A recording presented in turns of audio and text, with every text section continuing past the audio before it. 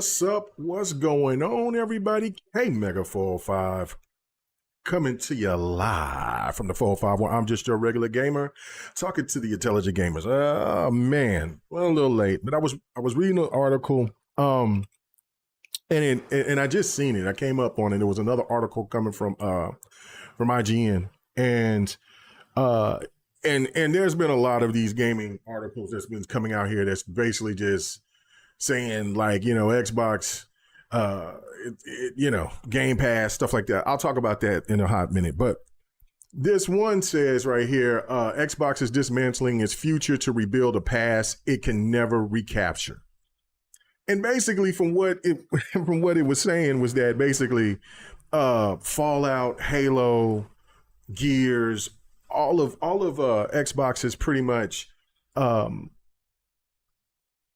kind of republished games that, the sequels.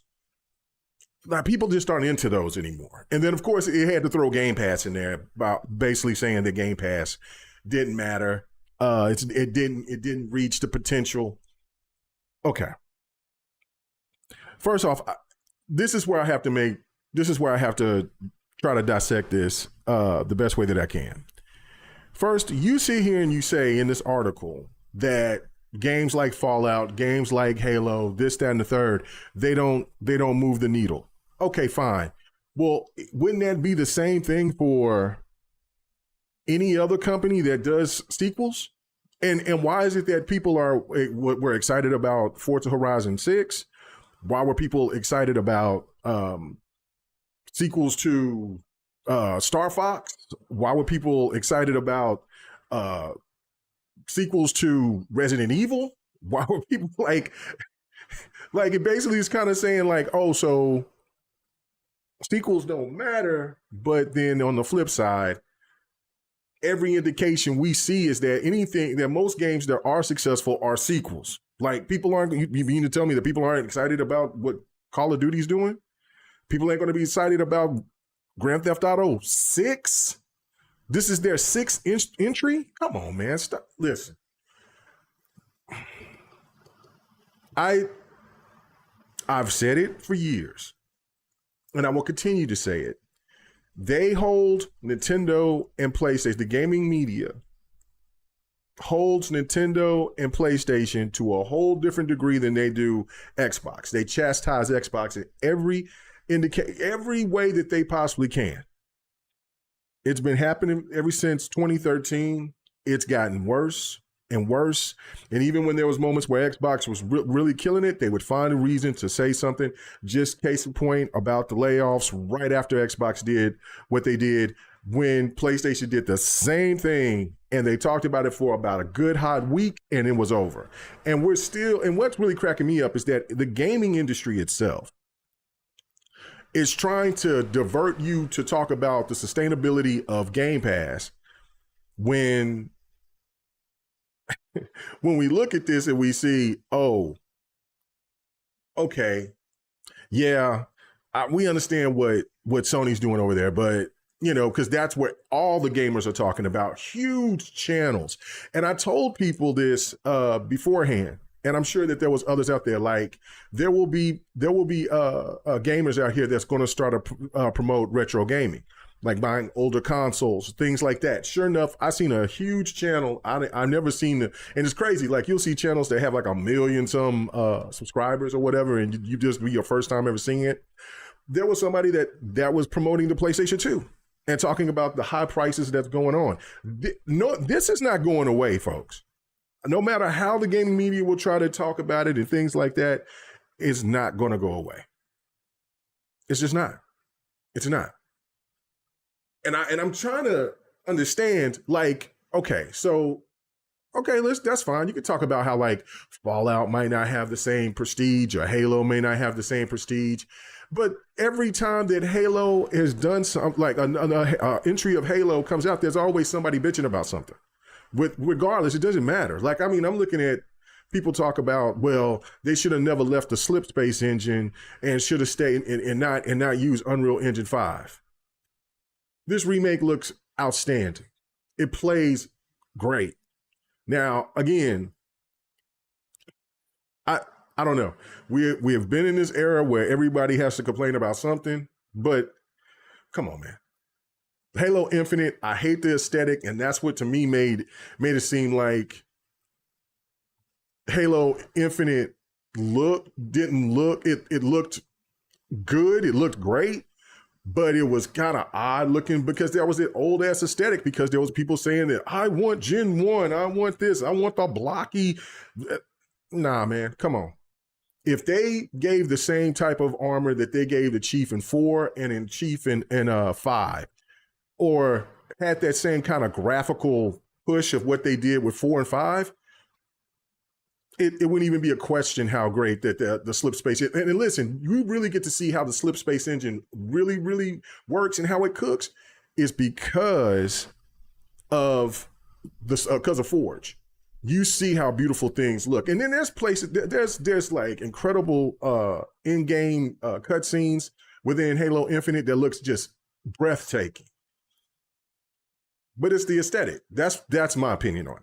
But when you talk about like other games, you talk about the slip space engine, and then you compare it to Unreal Engine 5. I don't know, man. I think if it was the aesthetic thing, you know, I just repeated that. But what I'm trying to say is that Unreal Engine 5 is incredible. Halo looks good with it. The game looks outstanding. I don't know. I don't know. I don't know. I don't know. If you really want to sit here and talk about like Wolverine looks great. There's no question.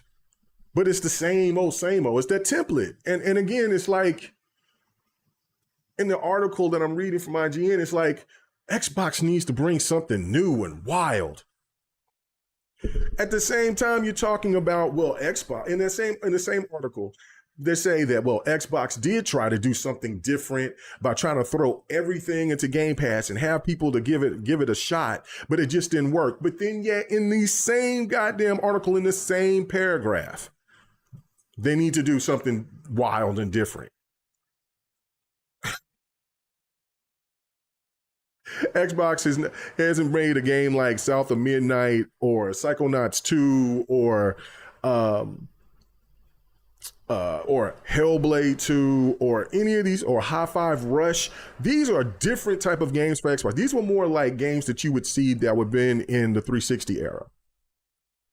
On top of all the rest of the second and third party deals that they've made in the sense of like bringing these games over from Game Pass and also having these games come over that would never be on Xbox ever. Like Yakuza and all this and that and the third. So and Yakuza is on Game Pass, and Persona is on Game Pass, and Metaphor is on Game Pass, and I can't think of the other Atlas game.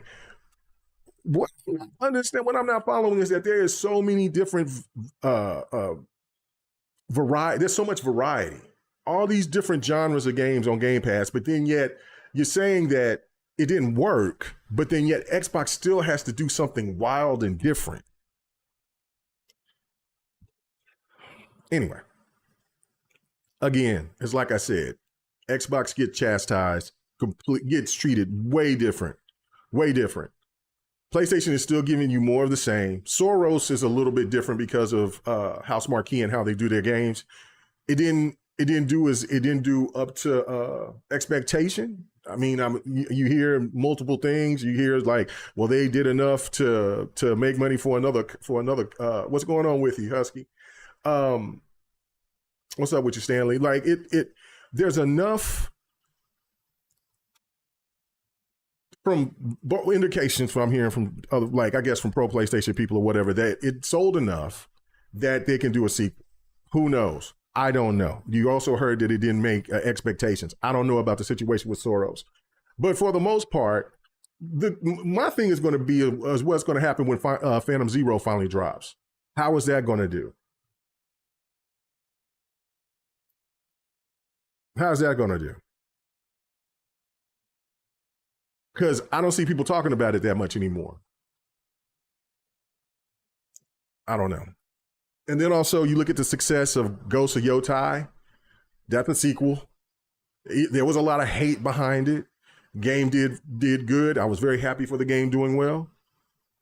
But yet IGN is telling you Xbox needs to do more than just depend on their on their sequels. Nintendo, they feast their greatness off of sequels. You rarely see too much of any of the new. There's sometimes that they'll bring something new, but usually that might be something that they bring from second party or third party or something like that. But in-house, they really mostly work on their sequels and maybe do something like Splatoon. Like that's going to be a different version of Splatoon, but it's still Splatoon. So basically, game recognition is not important on Xbox, but for every other platform, it is God tier. I don't know, IGN. I don't know. But sitting there saying that Fallout is not going to save Xbox. So it says if Xbox wants to, let me read a little bit. It says Xbox wants to find the Fallout of tomorrow. It needs to incumbent strange new ideas. I'm going to try to get to this one part. Then this is where they were talking about the Game Pass, saying that okay, so hold up. Okay, so Xbox subscription company, it says even something as marvelous as Obsidian's Appendament had its place, signaling the Game Pass was home to both bombastic shooters and monish murder investigations. But Game Pass hasn't quite worked out. And Xbox priorities once again resemble those of traditional big budget publishers. It's either neither possible nor desirable to own every great independent studio. And Sharmas did say that. And that's the truth. And there was some reasons why that had to why they had to depart from some of those studios. Even one of the studios I love the most, which is Ninja Theory, out of that group. And I thought Compulsion for what they did with South of Midnight was incredible. You know what I'm saying? But again, the difference is that those studios will still live on. There, a couple of them will be independent. The other two will be picked up by somebody else, but they're not shut down. There's a difference. Sony sit there and told the studio that made Demon Soul, the remake to Demon Souls, bye, sorry, you're out of here.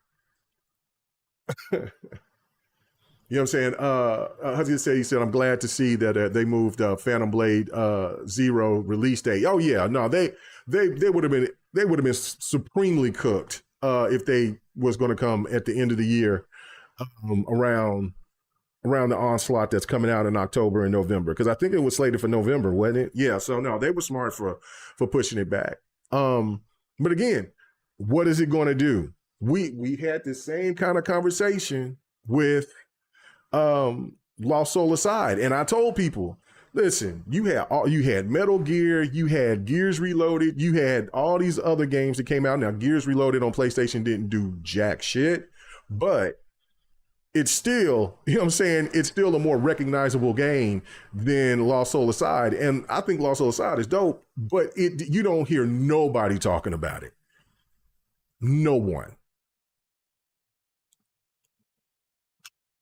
No one. And that's unfortunate because it's a good game. It's a good game.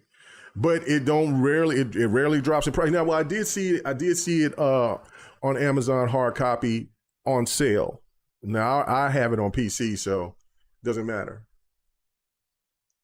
So he said no, it was set in September, like a week before or after Wolverine. Oh, that was the original for Phantom Zero, because I thought that they pushed it back.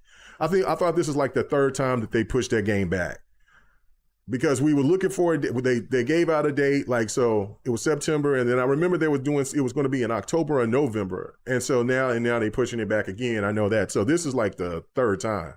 But regardless, they're smart for doing that, because I think that they actually seen what was dropping in September and was like, oh damn, and then of course anything that's going to be dropping in October and November, good luck to you with Call of Duty and Grand Theft Auto, and then for the Pod Racer, because the Pod Racer comes out, and Gears, I forget about Gears, comes out in October too. So Yeah, no chance. No chance. On top of everything else that's dropping, because I know the pod race, the Star Wars pod race is going to drop.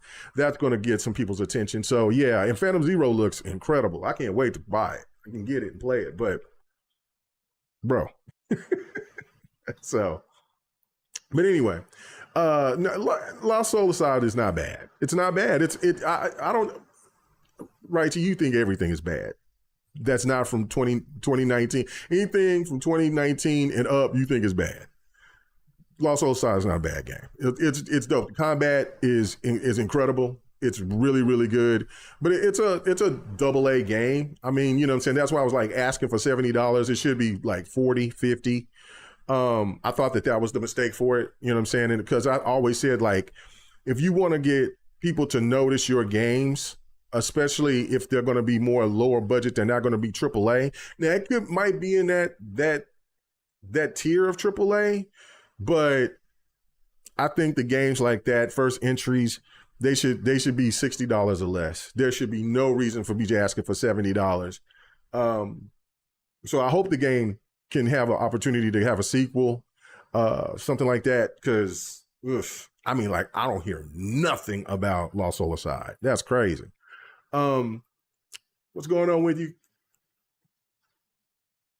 KW Views. He says the media continues to put their heads in the sand with the changes of the industry. I'd rather for the media to just say they want Xbox to make a superhero game. That, you know what? And that, you could be right. You could be right. But I need to go ahead and finish reading what they were saying. Let me go back. It says, but Game Pass hasn't quite worked out, and Xbox priorities once again resemble those of a traditional big budget publisher. As said, it is neither possible nor desirable to own every independent studio, talking about what Sharma said. We have also learned that we are not the best home for every type of studio. In a typical year, we lost 64 cents of every dollar we invested, which, like, what was it? I seen something that was like, for every Xbox Series S and X being sold, they lost like $150. But again, everybody's losing money. This isn't just Xbox's problem. This is everybody's problem. So let's get that right. It said it says nobody expects Xbox to steer unprofitable studios through the game industry most dramatic downturn in decades. Though let's be honest, it absolutely could, where Microsoft not hell bent on shoveling billions into AI and chasing never-ending growth for shareholders. Well, that is every damn company that's out right now.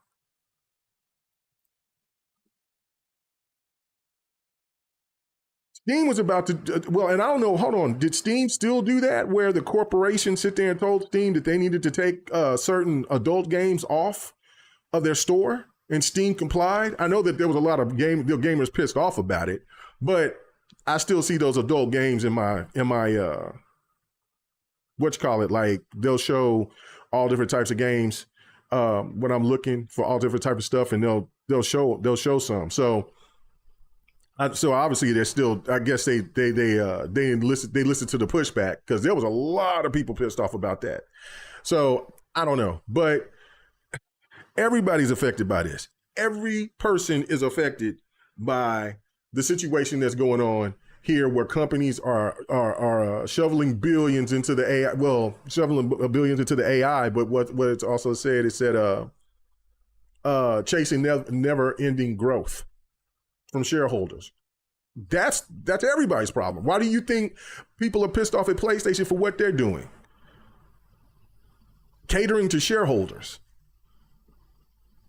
Why do you think that the game prices of games is happening all across the board? It's not just on Xbox side. So again, anyway, let me keep reading this. This is crazy. Let's see.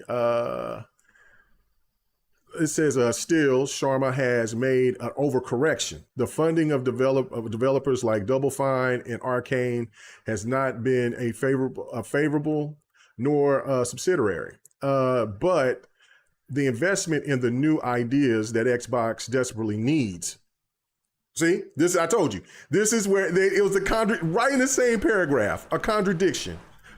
So you're telling me, and the headliner of this paragraph says, if Xbox wants to find fallouts of tomorrow, it needs to incumbent strange new ideas.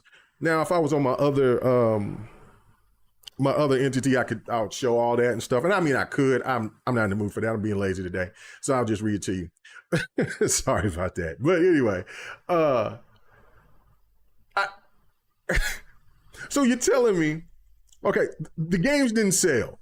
It just didn't. Hellblade. You know how much I love Hellblade. You know how much I love Hellblade. I've bought them.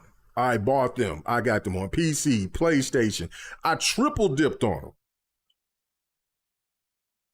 That's how much I love Hellblade, right? That's how, you know what I'm saying? Like, but I'm only one individual. If it didn't resonate even on PlayStation.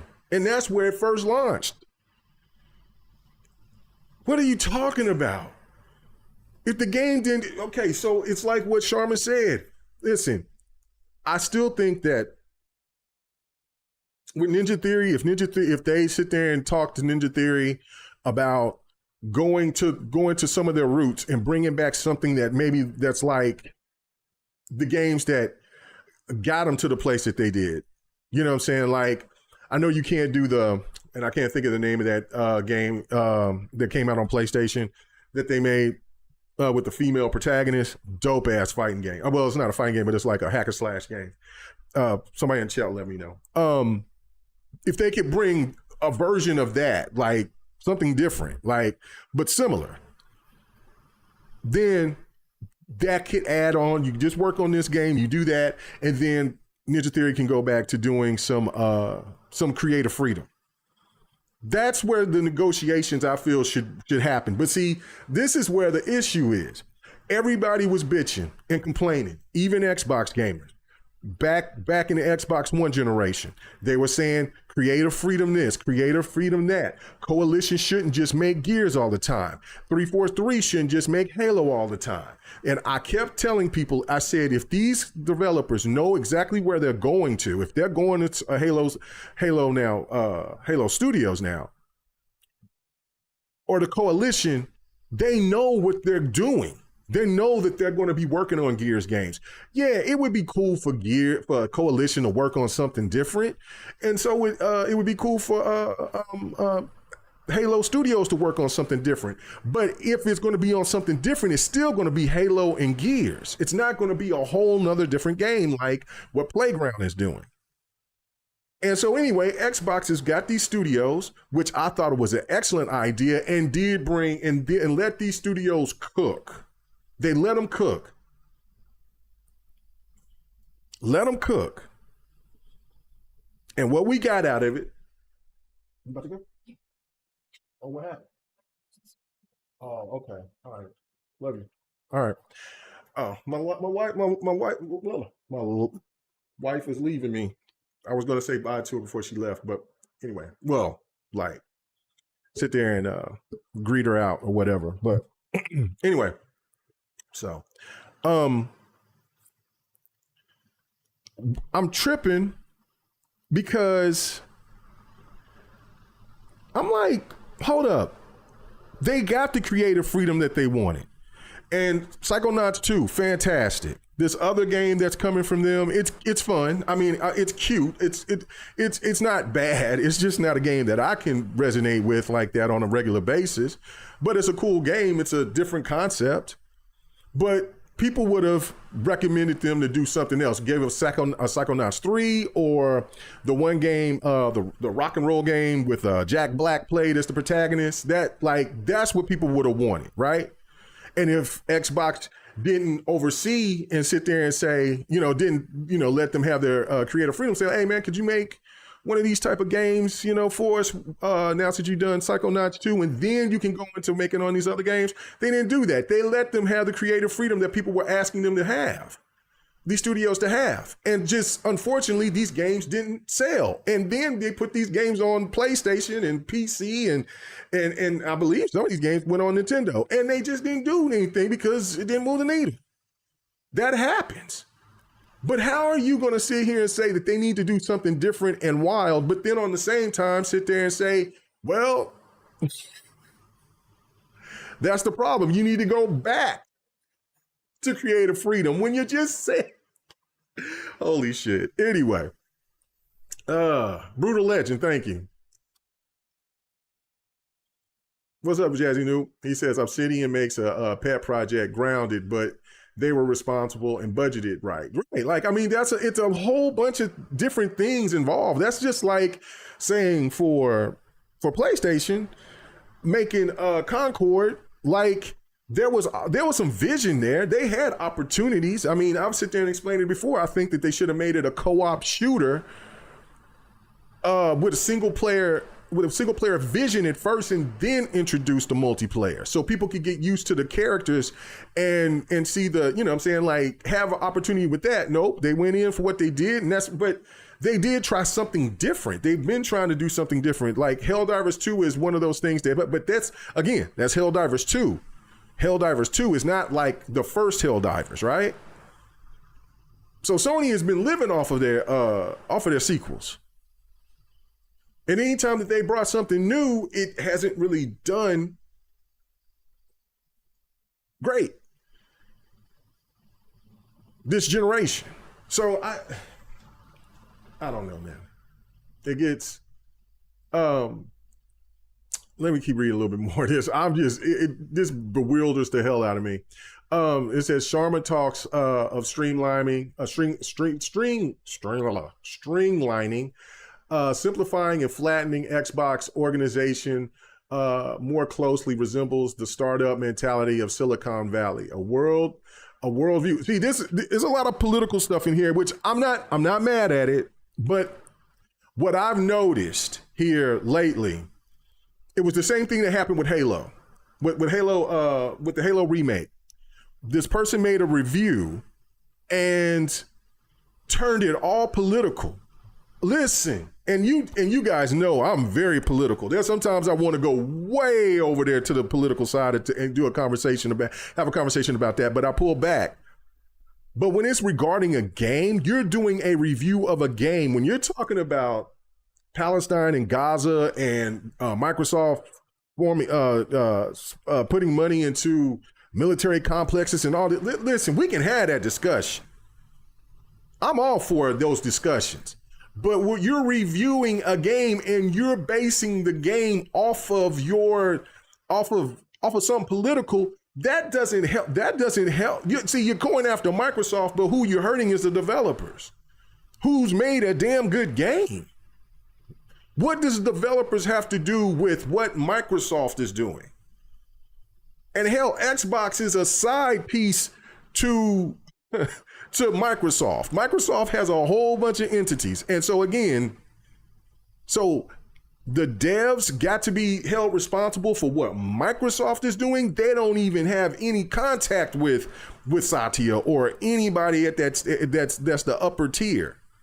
They only talk to who was the previous, which was Phil and Sarah and Matt Booty, and now you got Asha and Matthew Ball and Matt Booty. So like what are we doing here? What does that got to do with that? So that's the type of shit that I'm talking. It's very low key political, and like I said, I'm cool with that. I'm not mad at this, but for your reasoning of wanting to chastise Xbox or say that Game Pass or anything else is a problem, it doesn't make no damn sense. Okay, so anyway, it says the mentality of Silicon Valley, a worldview that values mobility over stability. It echoes Elon Musk, whose typical approach is to yank wire out of the machine and discover awkwards whether any of them were essential. It's not a way of thinking that necessarily belongs in the big budget game business. Listen to developers and they tell you the great games are built by teams with a shared shorthand and institutional knowledge that can only be fostered by long years in each other's company. It says every time an outfit like ID Software or Bethesda Game Studios is whacked with layoffs, that bond is damaged, and the scars show the projects. So shows in the projects. Okay, basically, okay, hold up. Now, I can't say that it wouldn't cause some problems of people being laid off. But I also understand that most of these people that got laid off already worked on these projects. And then on the flip side, here go your reviewers, IGN, that will sit here and that will still say that there was something wrong with these games, and you're still not caring about the bonds or the these bonds that's been fostered for the years that's worked at these companies. Hell, everybody gets laid off. I don't think that there's a person in America that hasn't been laid off or fired in some way, shape, or form or capacity. It's very, very rare. So, listen, and as I say, like it's got the political undertones to it. You know what I'm saying? And what I'm not getting is that you're talking about, well, it's just turned into where you need big budget games only. What is Sony doing? Sony started off in the PlayStation 4 when they were saying that when y'all was sitting there kissing that ass and saying, well, it's okay for Sony to be sparse and living off of indies. Xbox is giving a whole plethora of fucking different games, and you're still telling me it's not good enough because Xbox is rolling back and saying, okay, well, I guess it is all about the big budget games. It's all about the big names. We're just going to go back to the big names. We did it this way because everybody was saying we should let the developers cook. The developers cooked. Hell, you know what I'm saying? Listen, Undead Labs, unexcusable. That game should be already out. 8 years of development? Come on, man. Come on. And I'm not, you know what I'm saying? If it needed to be 8 years of development, I'm damn sure not saying that Xbox ain't had a hand into some of this with some of the stuff that came out about having up to 10, 15 people that had to, projects had to go through in order for things to get greenlit. That's crazy business. Yeah, damn sure don't need that many people to greenlight, because if there could be some masterful ideas that could have passed through. But if you got to go through that many hands, that's way too many chefs in the kitchen. So again, like, I'm not saying that Xbox ain't made just bad decisions on things. But this idea of talking about, well, now Xbox is talking about going back to the big budget titles. What do you think Sony does? Sony has cut back on putting different formats of games out, and they only advertise the big budget games that they're putting out. I don't know, man. What's going on with you, Wed Dave? That's right. Hit that like button, guys. Hit that like button. I don't know, bro.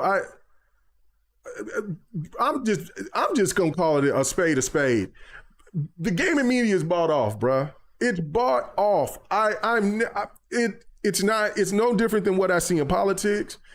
It's no different than what I see in other entities out there. Like, bro, they are fully bought off. And see, this is what's the sad thing about it. Okay, fine. You can be political. We can have these discussions. That's cool, but you're giving a reasoning of why Xbox is not going to thrive from your opinion piece. Because this is what this sounds like to me, more than an opinion piece than actually what it should be. I mean, because this is crazy.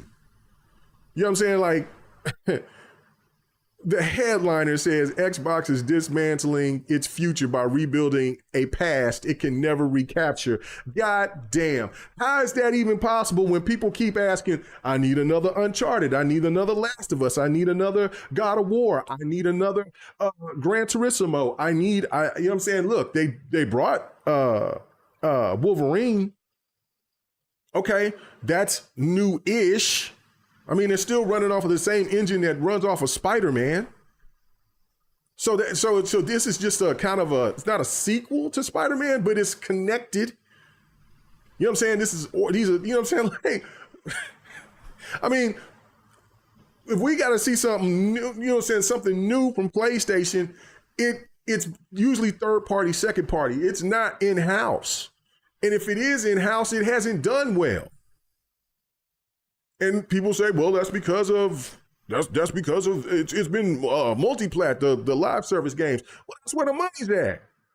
And a lot of these people from IGN hate, or the gaming media hates live service games, but that is the money maker. That's what's driving the industry. A lot of these people that's in the gaming industry don't like Maddens and the NBA 2Ks or the FCs or the Call of Duties and the Battlefields. The Xbox tax is it, man. And see, I wanted to read what Jez posted about, like, and so I'm going to give it a fair chance before I fully comment on it, where it was basically talking about Xbox and the new Project Helix, implementing, being a hybrid might be a bad idea. Now, I don't know if that's just asking a question or is he giving his interpretation on that? I don't know. I haven't read it yet, but if now we're going here and we're pulling it back, no. See, this is the thing right here. Almost now. This is gonna be what I'm gonna mix it in and follow me on this. So there's a lot of the gaming media give PlayStation games too much credit. And it makes me think of something that it's some people gonna say, well, huh? But no, listen, hear me out on that. Okay, so when I'm on my professional shit, you know what I'm saying? Like I sit here and I talk and I'll sit here and I'll say something and there'll be somebody that'll say, oh man, you know what I'm saying, man, you talk white. I'm like, what? What you mean is I talk educated. You're giving white folks too much goddamn credit. That's what I'm saying. It's like, because listen, you go out into the deep country, there's a lot of slang out there. So it's just like I'm saying, like it's a difference of when you want to sit there and give credit to something. But how the gaming media is projecting is just like how people would say, like if I talk professional, that you talking white. No. You're giving too much credit to white folks for that. I talk educated. PlayStation. You sit here and you come out here and start talking about, you know what I'm saying? Well, their games is this, that, and the third, and it's the best, and this, that. Okay, that's fine that's a preference. But you're giving PlayStation games way too much credit when you do what you do. Like, how are you going to make an article saying that you can't recapture the past when PlayStation has been living off of this past forever? Nintendo has been doing it forever. Yeah, have Xbox sit there and have Halo. Is Halo as big as it used to be? No, it's not. But would you sit here and say, like, I mean, we can look and see if Uncharted, remember, let's not get it twisted. Uncharted, was it Uncharted 4? When it dropped on PlayStation 4, around the same time that Street Fighter 5 dropped, it did not sell well. It did not sell well. You have to remember that. It did not sell well. The first time that they dropped The Last of Us, it did not sell well on the PlayStation 3. It did not.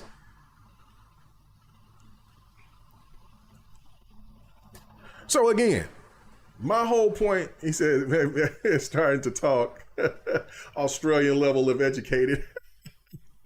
Oh no, he said Australian, Austrian, sorry. No, I'm just saying, I just don't understand. Like, come on, man.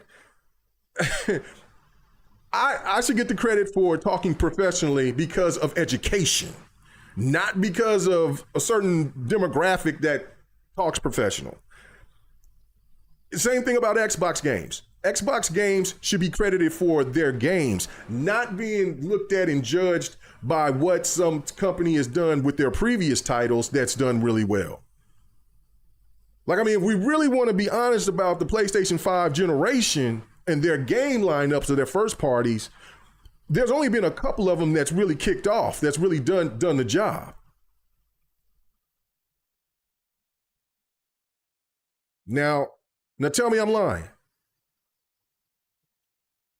Tell me I'm lying. Because the truth will set you free, folks. I'm not going to sit here and allow somebody to sit here and lie like this, or to sit here and to gaslight us into believing a pro-consumer subscription service is bad for gaming. And just think about this for a second. Let's put this in perspective. Okay, Xbox generate around what, $5 billion from Game Pass? Now I know they took a hit when they raised the price up, but beforehand they were generating $5 billion monthly, I believe. If there was no Game Pass, what would Xbox even be? With the way that things is going, with the prices of the console going up, the console wasn't selling. It's just now picking up on sales, but then yet they're losing money on that, just like everybody else in the gaming space because of the tariffs and all that craziness. What are we doing?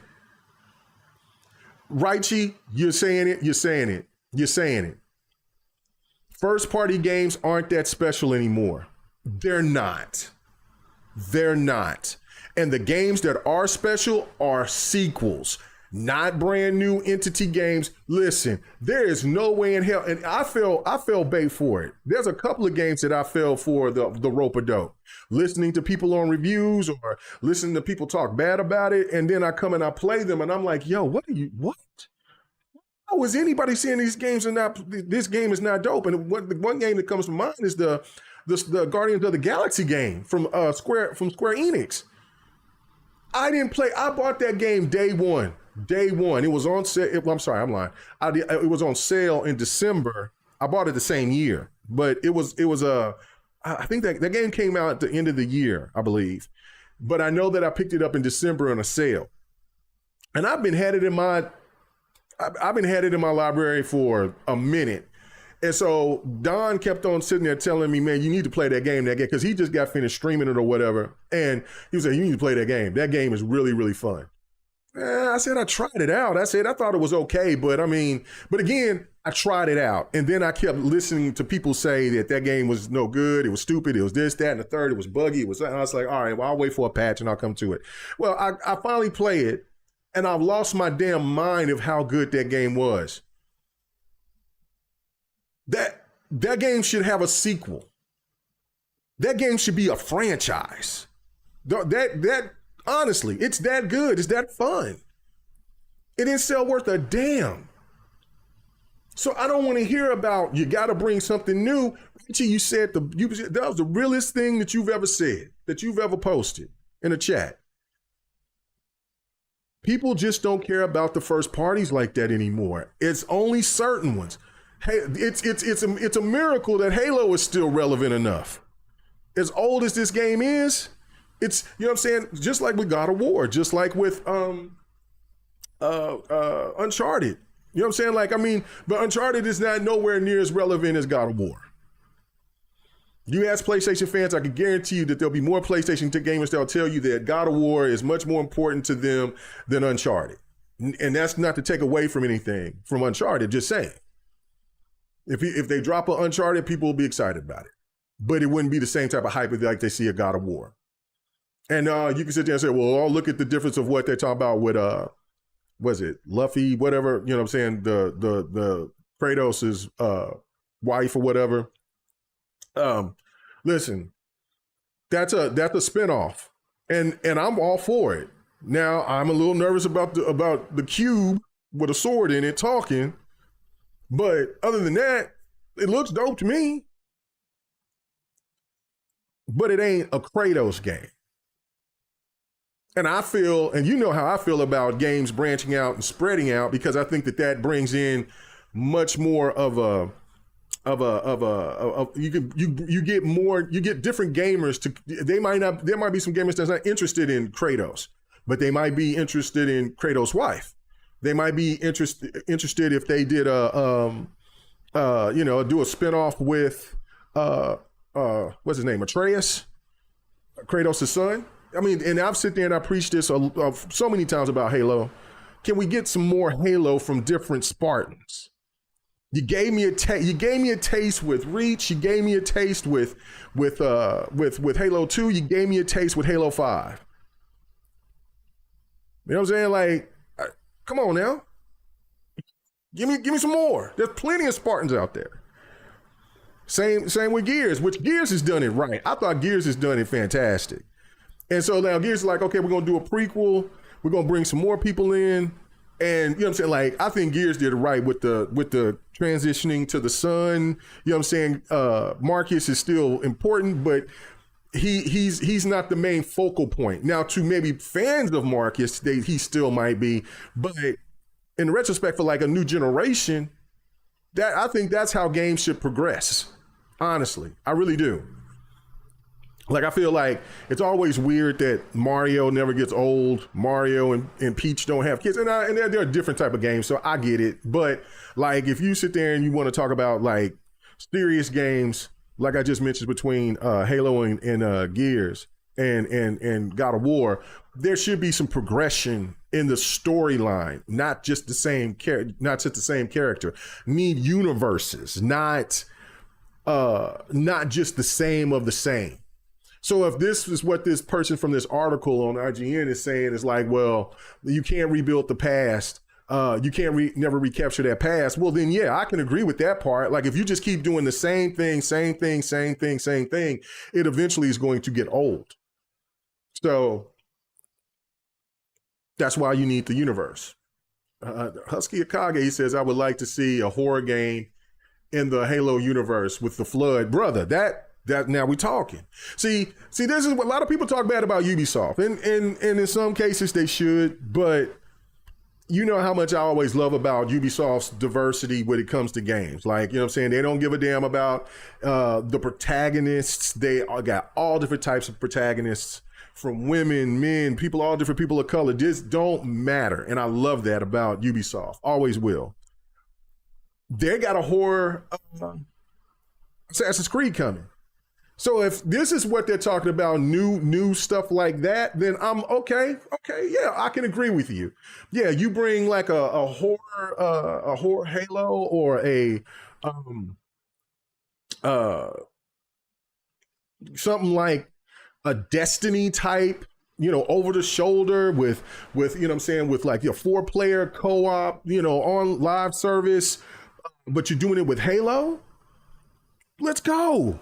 Hell, I mean, like I said, who does that right? And I think better than anybody, even though not all their games is great, but I feel like they just do it right. And that is the Warhammer franchise.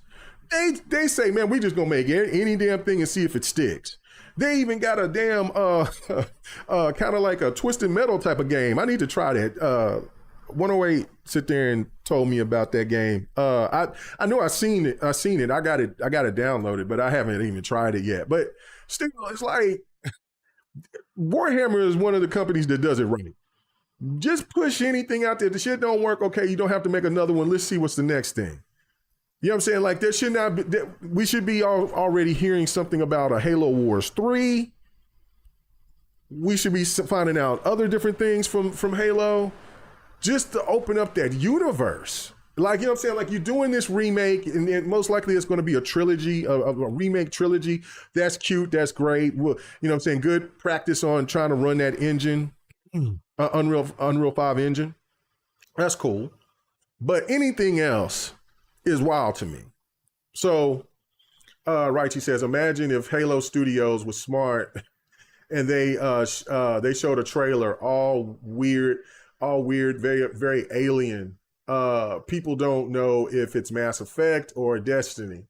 Then they show Halo, but they play as the Forerunner. I'm with it. Like, you know what I'm saying? What's up, Curie? She said, I quite like the Link and the Zelda reincarnations approach. Yeah, this has worked out real well. Yes, for Breath of the Wild. Yes. Making a, like, for some, you see, and that's another thing too. This is one thing about like gamers that trip me out. Oh, open world, all that bloat. Bruh. Zelda? Plenty of bloat. You don't hear them bitching about it because it's Zelda. And Nintendo does really good work with I mean, Breath of the Wild is a masterpiece. Now, I got the other one, the part 2, but I've only played just a small part of it, and I'm sure that it's better. But Breath of the Wild is a masterpiece. That shit is go. But you know how much I love open world games. But again, bloat. It's bloat. I don't want to play them open worlds, all that bloat, man. Come on, man. I don't know. Like Crimson Desert. Love it. Love it. So much content that I still got to go back and work on and want to learn to work the other 2 characters. I wanted to just beat the game with just Cliff. That was it. So I'm gonna go start running around, finding bosses, refighting old bosses and all that with the other two characters. Listen, that's why, again, this is why I like open world games. I get my money's worth. But I just feel like, yes, those are things that needs to happen. Like they can recapture it easily. You put Halo on something that gets recognition. It's like I said about with Xbox. There's a difference between PlayStation and Xbox on recognition. Like when people sit there and talk about PlayStation, they're talking about the console. They know that there's some games from PlayStation. And the same thing with Nintendo. They know that there's games on Nintendo like Mario and stuff and you know, Mario Kart, stuff like that. But they know the console. Xbox does not get that same love and that same recognition. It is the games that gets the recognition. It's the Halo that gets the recognition, the Gears of War, the Forzas. It's not the console. See, Xbox is the 360 was the only console in Xbox's generation that really capitalized on the console, and that's why it sold like it did. Project Helix in order for it to be successful, they have to instill that into the gamers. So when the next generation of gamer come, you'll hear them when they get older and have kids talking about Xbox, not just Halo, not just Gears. They're talking about the box. When people talk about PlayStation, they know exactly it's about the console. Same with Nintendo.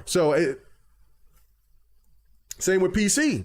Like people can name a whole bunch of games they play on PC, but PC is PC. You know, gaming PC is a gaming PC. So Xbox got to have that type of marketing to where people will get into the console like they did the 360. Real simple. Real simple. Kiri said, I love the bloat, but it has to be thoughtful. Yeah, no, and that's the thing. Like that's the thing with me about Crimson Desert. It's got plenty of what they call bloat, but man, it does something different damn near every time. Man, there's so much stuff in Crimson Desert. It is crazy how much content is in that game. Them puzzles, I forget what the name is. Like when you got to do all that traversal stuff in the air when you up in the clouds, bro. There's so much content. On top of that, like there's side stories, and there's a lot of side stories that kind of that kind of the same, but then you run. It's like The Witcher. It's, you know what I'm saying? Like there's plenty of stuff that you could say that was bloat, but then there's those side stories that just like, whoa. You gotta love it.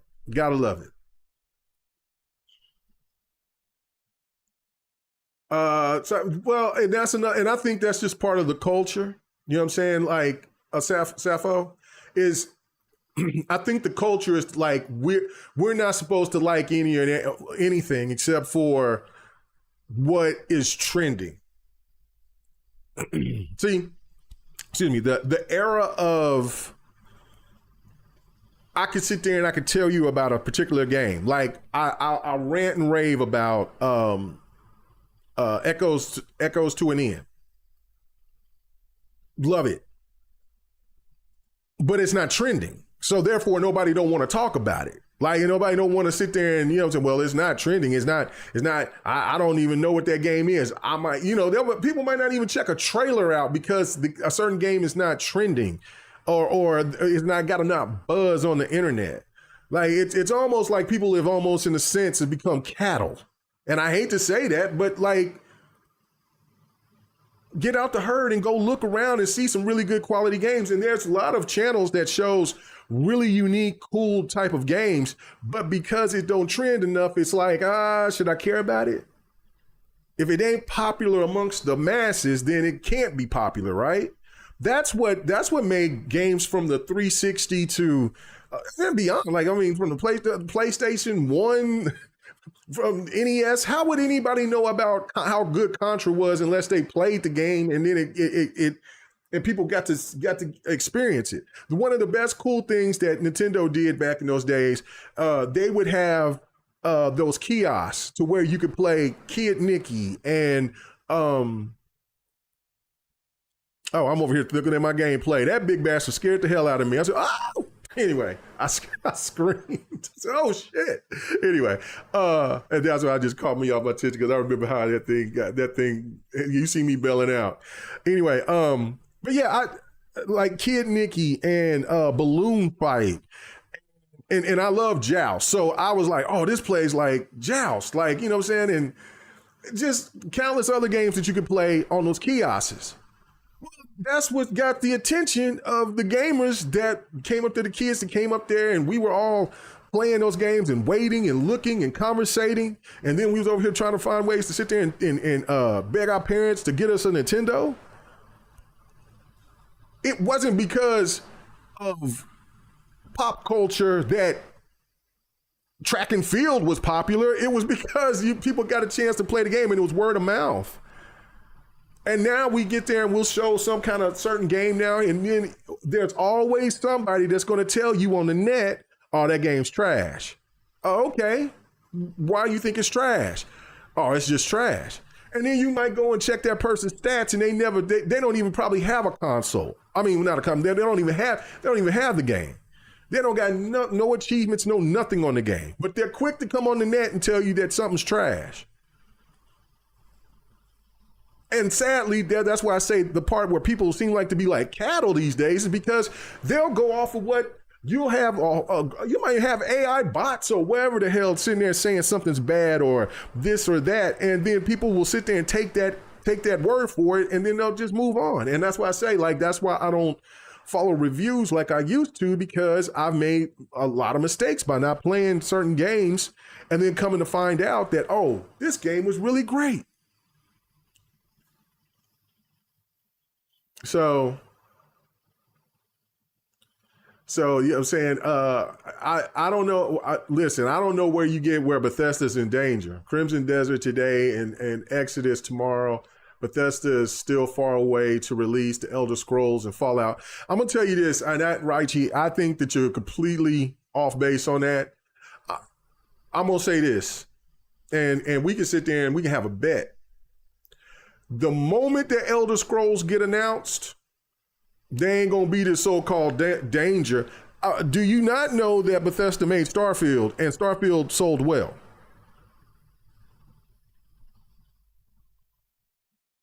Bethesda's not in any trouble. Fallout 76 and ESO is cooking. They might have a couple of misses. Well, and I think it's Obsidian that made Outer Worlds 2. Obsidian's is not in any trouble. All they got to do is, and I think they're going to do that, is do the Fallout New Vegas remake. They'll be right back into not being in this so-called trouble. Listen, the reason why the industry is in trouble is because of greed. The reason why the industry is in trouble is because of, and what like the article is saying is about all these AI data centers that's taking up all this stuff, and how these companies is kind of hedged a bet on that. Yeah, that part is true. It damn sure isn't because of the games that's being made. Now, it also another thing that kind of that hurts the industry is the fact that you have these higher ups that sit here and they'll force these games to come out broken and needs patches, and so they'll just say, man, just drop this game because we gotta drop this game right now. And then the game gets crucified, rightfully so, because if it's broken, it's broken. If it's not optimized right, why should I buy this game? I should just wait for a sale if I want this game later. There's plenty of other games to buy. Those are the things that hurt in the gaming industry. And listen, we can sit there and talk to, we're blue in the face about certain games here, certain games there, and this game's quality and that game's quality, and I don't like Madden, I don't like college football, and I don't listen. The gamers have spoken. They have been speaking. Creative freedom, yeah, it's cool. But people want the same, a lot of the same. It's just a fact. And so Xbox making a pivot to what people really actually want, which is more of the same. We're creatures of habit. We feel more comfortable on things that we already know than things that are new. Sadly. That's why you'll have a lot of people that like to go to the same eating places because they feel comfortable, because they know that they could trust that particular place instead of going somewhere new and being disappointed. I had my homeboy, rest in peace, Freddie B, sit there, and he used to go to all different types. I mean, you know what I'm saying? And like some of those places was popping. And it was like, I just go in. It looked interesting, so I give it a shot. Us as gamers, like, we don't do that anymore. Well, I play a little bit of any and everything. If you know what I'm saying, I get my hand. That's why I say Game Pass is so important. But I don't know, man. Like, we see every time the top 10, every damn year. We see the top 20, and there'll be some sprinkles of something like what you see here, Remnant 2, or you know what I'm saying, like this, but you don't see echoes of the end, which should be. You know what I'm saying? Like it was wonderful to see Expedition 33 get the love that it got. Like there are some breakthroughs, but for the most part, people just feel more comfortable where they at. And so why not Xbox expand on universes like Gears do it with Halo. You see what you do. You see the positive work that's happening with Forza. Like Forza Motorsport may not have done very well, but Forza Horizon can hold up Motorsport. We're bringing back Fable. Looks outstanding. Can't wait. Like, okay. You know what I'm saying? Elder Scrolls Fallout, bring us another Starfield 2 or another huge update. Like, okay. But you can't sit there in this article say that this type of stuff it can never be recaptured when the other companies do it themselves, when they keep recapturing the flame by reintroducing to us the same type of game or the same characters. They just bring different iterations. So anyway, all right, let's go ahead and talk about it says I only remember the name of 3-4 NPCs in Starfield, while I remember over 30 in Skyrim. Okay, that's on you. You know what I mean? Like Raichi, you're fitting in right in where I talk about, like, this culture that just don't sit there and can't sit there and ever think that there's something worthwhile. Like maybe and I've been at that place where and it was between the 360 and it was between the Sega Dreamcast and the OG Xbox. And I was at I was on my Dreamcast and my PlayStation 2 mostly. I didn't know anything about Xbox. I've told this story a million times, so I'll just say this. And I was like, okay, maybe I'm just outgrowing video games.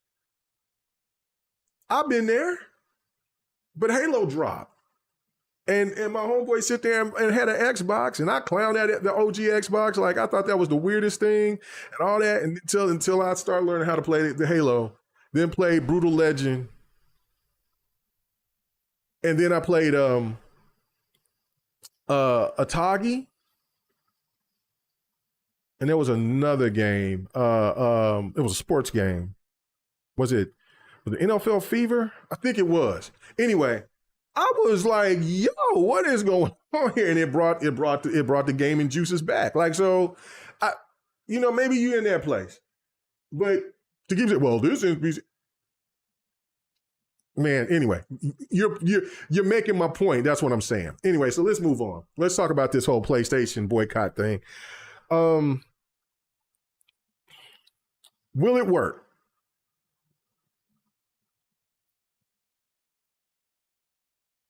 I don't know.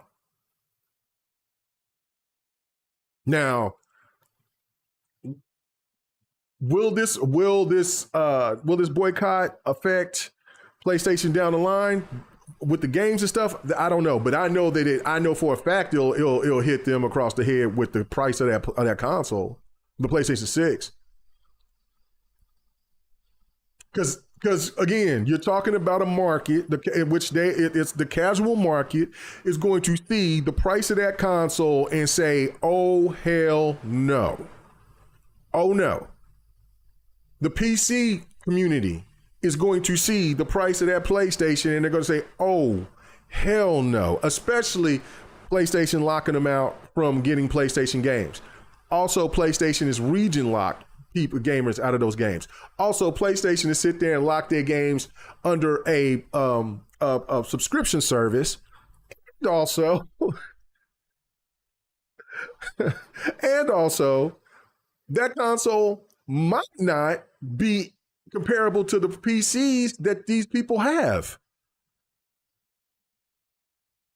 The mobile gamers, you already tell they own what I'm saying, like they might spend a lot of money on like the actual games that they play on mobile, but they're already telling you, listen, we spend so much money on these cell phones, and we good on these mobile phones. So listen, I don't know how this whole situation is going to come about with this boycott.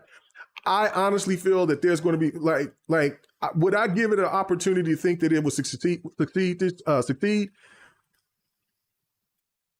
I would if there wasn't Grand Theft Auto dropping at the end of the year. See, because you'll have your group of gamers that's not going to care about any of this because they're going to still get either their sports games or they're either going to get their shooter or they'll get Wolverine. Now, see, like not everybody's going to get Wolverine, Call of Duty, and the sports games, right? But Grand Theft Auto, that's a different animal. You will have gamers that buy sports games, that buy Wolverine, buy this, and that will buy Grand Theft Auto, and that's what Sony's banking on. It's the FOMO. And these gamers that will know what's going on, they know that they're getting screwed over with the physical media. Now again, they may say, I mean, we got plenty of PlayStation content creators that sit there and that will tell you, don't listen to this is just, what I'm saying, physical is dying, blah blah blah, whatever, right? But it's kind of crazy out there on the internet about how many people are going after Sony about this. It's not going away. No matter, it doesn't matter how much the gaming media wants to try to switch that faucet, that water coming out of that faucet is not turning off. It's just not. No matter how hard they're trying. It's nuts. It's really crazy. It's nuts. It really is. They're like, let's talk about Game Pass. Let's talk about Xbox layoffs. Let's talk about everything else. But this is the real deal here. This is like, finally a line has been crossed. And I'm seeing all different types of channels that I'm like, yo, even pro PlayStation channels or pro, like, or even the in-betweeners that are PC gamers that like are PlayStation PC guys, and the PC guys are kind of like, nah, man, I'm not dealing with Sony like that. Like, there's emulators and shit already out there, bro. I mean, like, it's caused problems. That's all I'm saying. It's caused problems. But will there be a boycott? I don't know. I doubt it. Maybe next year, maybe, but not this year. Hold on. Yeah. Well, I'm not on what's called it. I can see it. I can try to bring you on. Hold on, Husky. Let's see. Let me see here. Yeah, because I wasn't in Discord. I was just rocking it out by myself. But hold on, let me get this Discord popping off. Hopefully that ain't gonna mess up my audio or nothing. So hold on.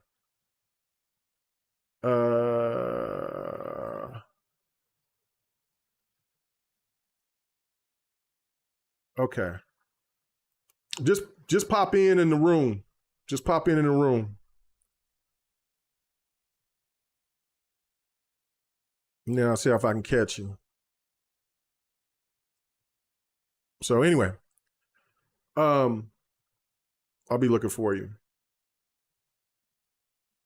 I'm not in there, but you can go in there because I don't know if I click on that, then it might mess up my audio. Because that's been sometimes when I turn to a robot, I'm usually in that room, and then somehow it conflicts. It kind of, I don't know why sometimes, or I have an update or something like that. But anyway, just hop in the room. I'll be looking for you in there. So anyway, and by the way, I need to promote more of that my GRG podcast Discord. You can come in there. You can drop your content in there. I even got a like you can speak your mind about anything. I even got like a page for like music. Like if you want to post your music, if you got videos or something like that. Like if you make music and stuff like that, you can go ahead and do that.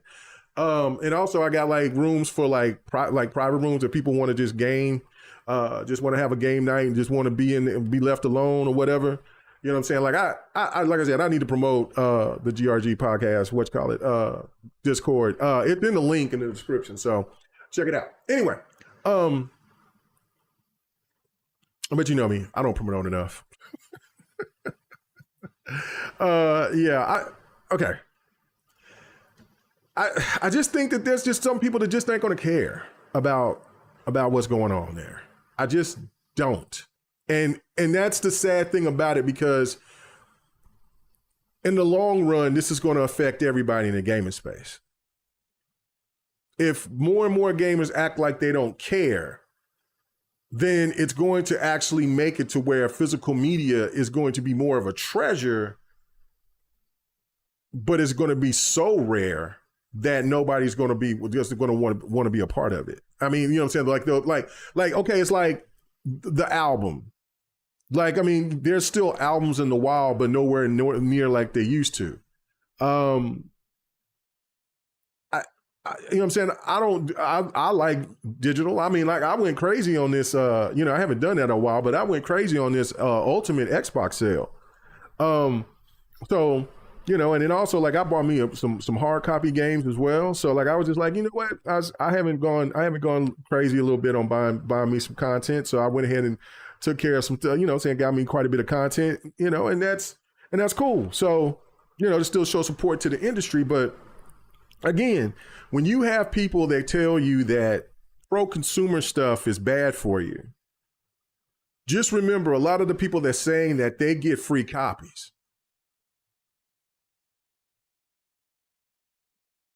Remember that.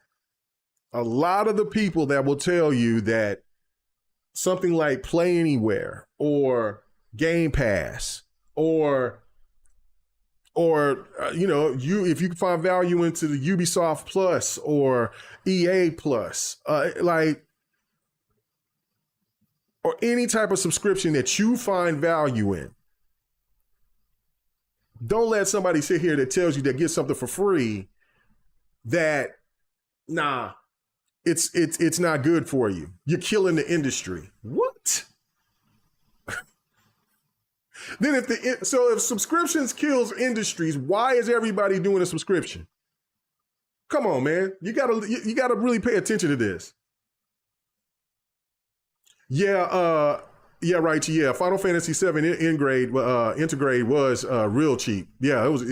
Yeah, I double dipped on it. I was like, you know what? I want to get those Xbox achievements on it. But then I came to my senses because I was going to get what's because Rebirth was cheap too, but I was like, I already got those games. I got them on Steam. I've like I got Final Fantasy VII Remake on the original on PlayStation. So I was like, you spend enough money on those games, leave that alone. Now what I do need to get, and I keep looking at it, and it comes on sale frequently, is the Final Fantasy Pixel, the Pixel collection. I keep looking at it, but I keep like, man, I want it, but do I want it that bad? Then every time I put it in the cart, and I'm like, you know what, I got to get it. And then I'm sitting here like, man, when am I going to play these? I got backlog as it is. You know what I'm saying? Like, I'm eventually going to get it. You know what I'm saying? But every time for the last 2 years, I've been like, I want to get it. And I always hold back because I'm over here and I see something else that catches my interest, but I still got to show love to get. And then at that point, I think I will have every Final Fantasy game that they've made. So I do got to get that Pixel collection. So at some point. Yeah, that's the thing, Curie. The price, see, the Pixel collection is still like $45, and I still I'm like, you know what I'm saying? Like I can give me two tough ass games, and I'm not saying that the Pixel collection is a great collection, but really what most people really love the like, I think that like only two of the three games that's in there. I know Final Fantasy VI and Final Fantasy 3 are like the more popular ones, but I think at the most is like three of those games that they have that's the most popular out of them. And so I'm sitting here like, okay, because I've never played anything. 7 was the first Final Fantasy that I played. I never played any other because I know that those were on Nintendo. I didn't even know anything about no Final Fantasy until I seen Final Fantasy 7 on PlayStation. So it also makes me want to get though. I'm gonna get it, but you're right. It's the price. It's that $45 that make me like, man, do I really want it right now? And I always sit there and I pull back. So, and then I went ahead and I got Wu Chang. Is that what it says? Wu Chang? What is that? Wu Chang? How you say that game's name? Hold on, let me. Okay, Husky still ain't came in here. Yeah, Wu Chang, Fallen Feathers. I finally picked that up, and then found out. And this is another thing to watch out for. Then I'll get back and talking about the PlayStation thing. To watch out for this. All right, so I bought it on Xbox because it was a play anywhere. Well, it's not a play anywhere anymore.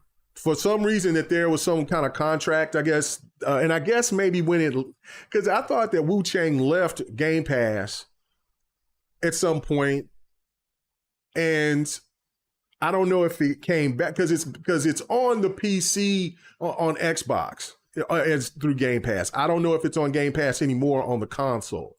But anyway, I picked it up because it was a Play Anywhere title. Well, that was one of the first titles that I seen that was a Play Anywhere that lost its Play Anywhere. So anyway, regardless, I mean it's on Xbox Game Pass PC. So I'm like, okay. So I re-downloaded it, but I bought the deluxe edition, and I mean I can play it on the Xbox if I want to, but kind of want to play it on my PC.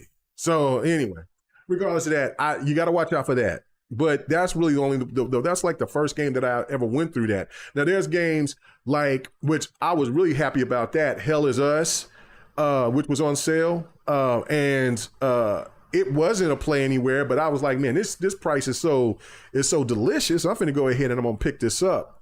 So I went ahead and I picked it up. It was like $15.99 or something like that. And so I picked it up, and then all of a sudden it transitioned into a Play Anywhere title, which I was highly excited about. Like, yes, let's go.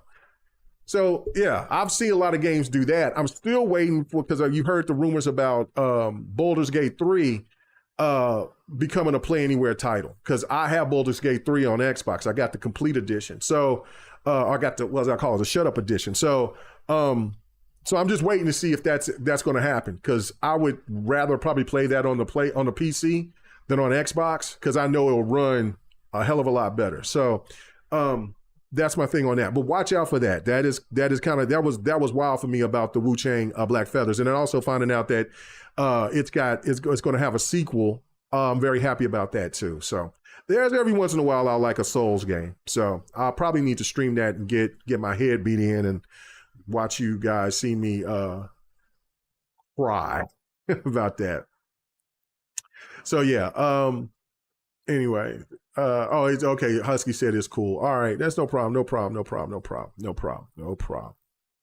Anyway, back to this right here. Sapo says Wu-Chang isn't bad. It's just one of those games that demands your time. Right. Like, and that's why I'm like, it's on sale. I know I want it.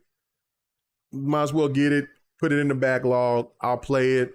It's in PC Game Pass. So, and your information gets transferred over there, which, like I said, so it plays still like a Play Anywhere title. It's just that like the deluxe edition is not there. So, you know what I'm saying? Because I got the deluxe edition. And so, I don't know. That's kind of wild. But,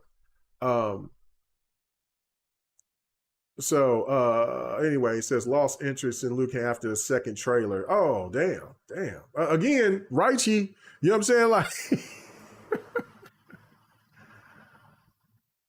Wu-Chang, yes, thank you. 4, 5, 6 are the ones that people want, while Final Fantasy 1 is strictly to experience the origin. Okay. All right. Thank you, Curie.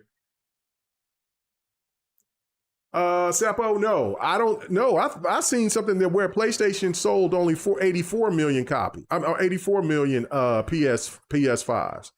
I'm sorry. Yeah. You talking about the PS6. You say 98 million PS5s, but okay. No, I seen it 84 million PlayStations. I seen that. I thought it was this earlier this week.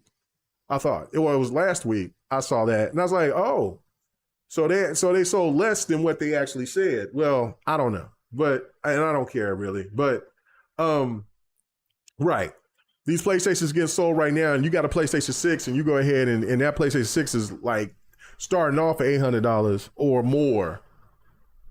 They cooked, and that's probably why they want to lock everything down within their ecosystem to where they got full control of the money. So to what they can get.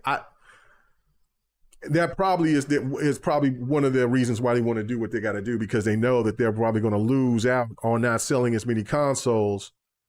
So they're going to try to get the money on the back end. I don't think that that's going to work for them. Unfortunately, also with this boycott too, back to that, I don't know. You want people to sit there and stand for something that's right and positive, but you always will have those certain type of folks that will tell you, well, man, listen, it's not my fault that you don't have the money. It's not my fault that you don't do this or do that. And like I said, these are the same people that live in a 1-bedroom flat. You know what I'm saying? And with their mattress on the floor. You know what I'm saying? And there's nothing, listen, I used to be one of those dudes. You know what I'm saying? Coming up. But I damn sure when I was coming up trying to get my shit together, I wasn't out here trying to high side, talk about, oh yeah, you ain't got the money. You know what I'm saying? What? What? Bro, I'm barely holding on, man. Ain't no way. I'm too busy trying to hustle, trying to make this money. I ain't got no time to be telling somebody about what they need to do. So again, you got too many of these people on the internet that'll sit there and keep telling people physical games don't matter, or you always have the opposite. Like it's what? God damn, it's hot. It's been hot as I don't know what out here. It's supposed to get up to 108 out here today, but it's 101. But I guarantee you, there'll be somebody, if I sit there and I post it, man, it's 101 today. There'll be either somebody saying, man, it's 115 out here, or there'll be somebody saying, oh, man, it's 75 degrees over on this side of town. Lying out their ass just because they just want a reaction. So again, if everybody should be in unison. This should be something that every gamer from Xbox, PlayStation, and Nintendo gamers should, and PC gamers, mobile gamers, everybody should be on point and teaching Sony a lesson on this. But Sony is going to be looking out for people that sitting there saying that they don't care. They still going to get their madness. They're going to get this Grand Theft Auto and stuff like that. So it is what it is. It's what it is. So, and another thing too is that, like, there's not a lot of people that's just going to have what, $800. See, this would be a good opportunity for Xbox, but again, Xbox Series S is what, $600, $500? Bruh, it ain't happening. A Series X, $800? Nah, fam. That just lost opportunity. Because this could have been that time to where they could have been some mass exodus to come get an Xbox. So that's and then same thing could have been the opportunity for PC gamers. I mean, for PC. For PCs, but they're extraordinarily high. And I think that's why Sony is over here being so arrogant, because they're like, listen, where are they going to go? Where are they going to go? And that's why I say it's going to hit them later, because it's just like what you said, with all those PlayStation 5s out there in the wild and those PlayStation 4s in the wild, people just going to stay with what they got. It's no different than what people did with the Xbox One.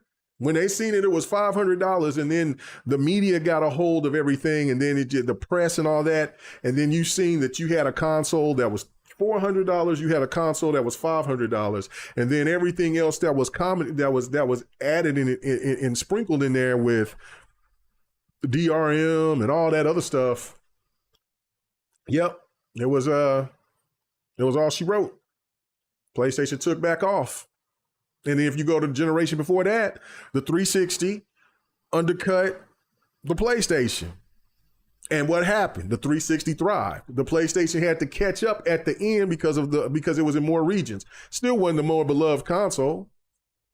So I don't know. But like I said, I've been seeing all these videos of people talking about, and it was wild because this one person said, you know what? I grew to love Sony, but now I hate them. Said, well, PlayStation.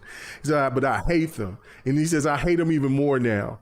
And you know why? And he said, because they closed the store from the PlayStation 3. And like I told you, the growth of retro gaming is now about to skyrocket. Is about to skyrocket. So again, hearing rumors about Xbox potentially might be getting third-party hardware makers to work to build the Xbox, build on the Project Helix. I think that's smart as hell. Do it. If you can somehow get because this is how we know that, forget what the internet say. The internet be on some bullshit. But listen to how, just follow how gamers themselves move. You have people that on the net will tell you, well, why would you want to play on something less powerful than the PlayStation 6 or the Xbox Helix or whatever the case may be, blah, blah, blah, blah, whatever. Nintendo's killed all that. Nintendo had the weakest consoles for the last, 3-4 generations? And only one generation was a flop. And that was because of their marketing, because people didn't know what the hell a Wii U was. People knew what the Wii was, but the Wii U, huh? So, again, Nintendo has been highly successful with lesser hardware. So again, if they can sit there, if Xbox can find a way to have other entities make a version of Project Helix, but make it to where it doesn't have all the bells and whistles like the original will, and have different tiers of pricing, And I don't want to hear this bullshit from the gaming media or anybody. You're confusing you're confusing people. You're confusing the gamers. We are the gamers. You're confusing their parents. We are the parents. Hell, some of us are the grandparents. What are you talking about confusion? A person know what a Series S is compared to a Series X. You see it, one is little and white, one is big and black. One is cheaper, one is higher. It's funny that parents and grandparents shit know about when they get laptops or when they get cell phones. And they got all the crazy ass names, like, you know what I'm saying, like 1+ trillion, like the iPhone 29 shit, like the Samsung Galaxy 50, like the Note, come on now, what we doing? So if Xbox can find a way to have a console that's that's undercutting anything else out there, but it doesn't have all the bells and whistles, do it. Entry level. Now, I think I heard some things about like PlayStation was PlayStation might cut back on some things to might make it be as expensive as it's going as what's projected. I don't know if that's true. That's good for PlayStation gamers for sure. And it would be tragic if PlayStation would have, because we did hear those rumors that PlayStation was going to have multiple entries like the Series S. We did hear those rumors. Now, if they do that, I'm going to crack up, because you know that the stands is going to sit there and say that this is, look at this, consumer friendly. But when Xbox did it, of course, it was, you know, the S is holding the Xbox, the Series X behind. Okay, whatever. But you know that would be the thing. So this could be a good thing throughout, to where they could find different ways to sit there and to give us multiple SKUs for people to just get into the entry level to the next generation of the console. But we'll see. But I hope Xbox does it. It will be very, very smart of them. It says, each time my mom buys herself a new laptop, I want to cry. She always buys overpriced trash. Richie. But she know what she's buying. That's the point. See, you just don't want to be happy about nothing. Everything. You know what? I have not seen anything positive from you this whole stream. This game, Kano, you the moose knuckle. Like I said, soup bone sucker. I got some soup bone knuckles for you. Come on. Anyway, so yeah, I just think that more. Q says they're dreaming. Let me see what Sappho says. He says, I don't think so. He says, I'm hearing more rumors about the PS6 being as powerful as the 5090 again.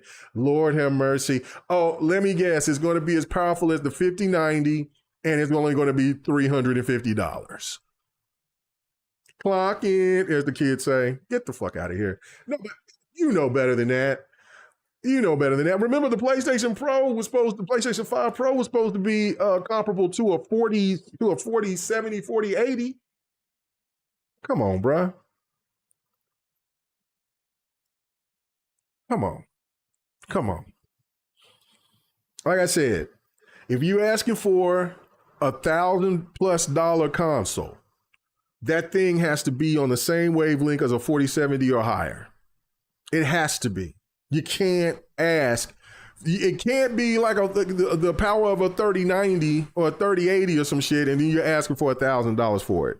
I understand the simplicity of a console, and I understand that there's different ranges with a console compared to a PC, especially like the way that some developers optimize better for consoles than they do PC. They prioritize console over PC in that direction. But no, it ain't gonna work. It ain't gonna work. It won't work. Not like that. And like I'm telling you, this is console buyers. They're more casual. There's a lot of hardcore, of course, but the casual is what makes the market go. And so again, you sit there and they see that high price, and man, they're gonna be like, all right, man, we'll wait. I got my PlayStation 5, I got my PlayStation 4, I got my Xbox Series S or X or Xbox One. I'm good. I'm good.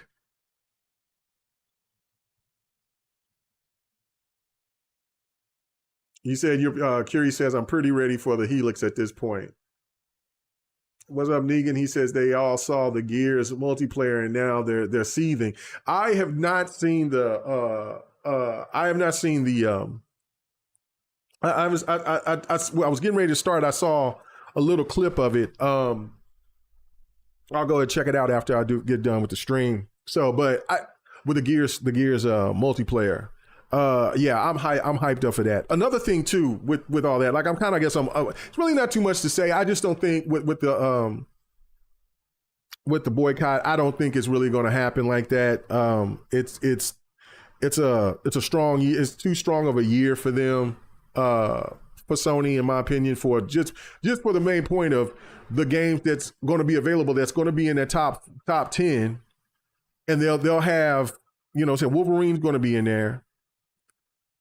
Call of Duty's going to be in there. Madden and 2K is going to be in there. And Grand Theft Auto is going to be in there. So that's 5.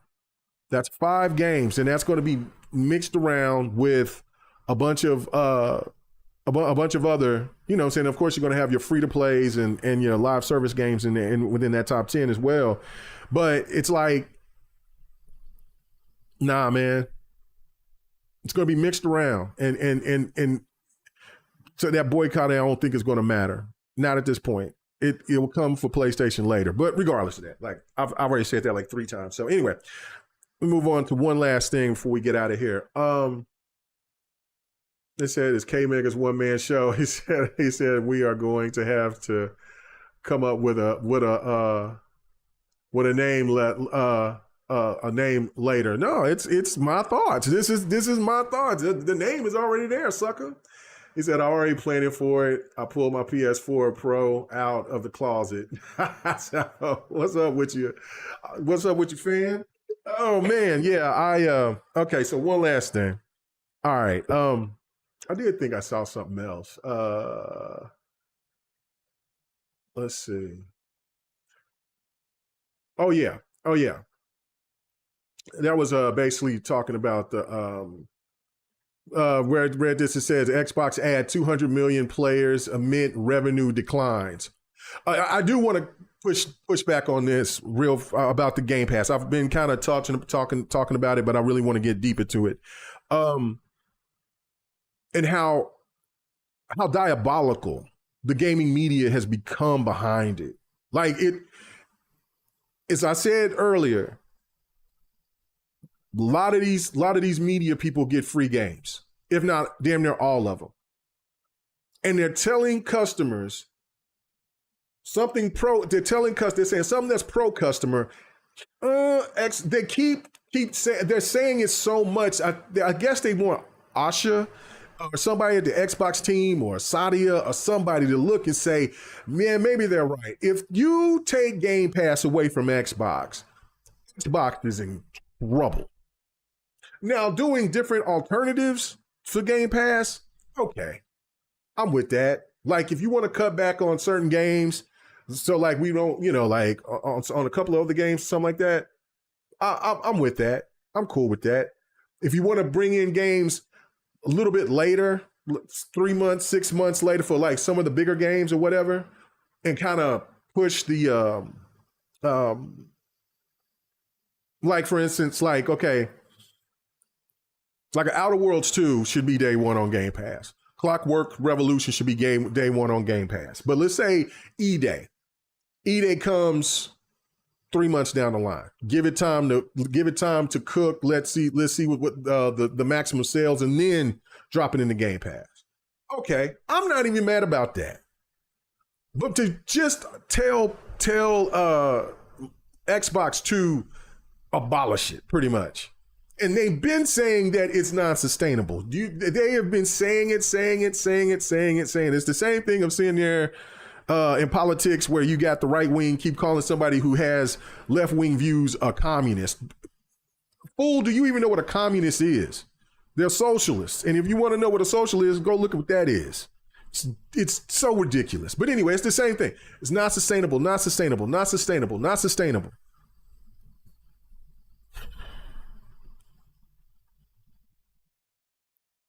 Game Pass has been here for a decade.